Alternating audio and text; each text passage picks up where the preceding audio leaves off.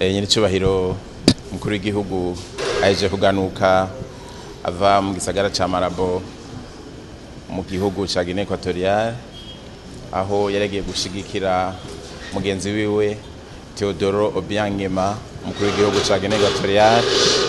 Muzi yuko aheruka gutahukana intsinzi mu matora yari yatunganije mu ico gihugu. Akaba rero yari yimitswe ku munsi w'ejo. Nyiricubahiro umukuru w'igihugu rero yagiye kumushigikira nkuko bisanzwe mu migenzo y'imigenderanire hagati y'ibihugu mu makungu. Akaba rero nyiricubahiro umukuru w'igihugu araboneye akaje gushimira cyane cyane abene igihugu b'igihugu ca Guinée Equatoriale ukuntu bitwaye mu matora.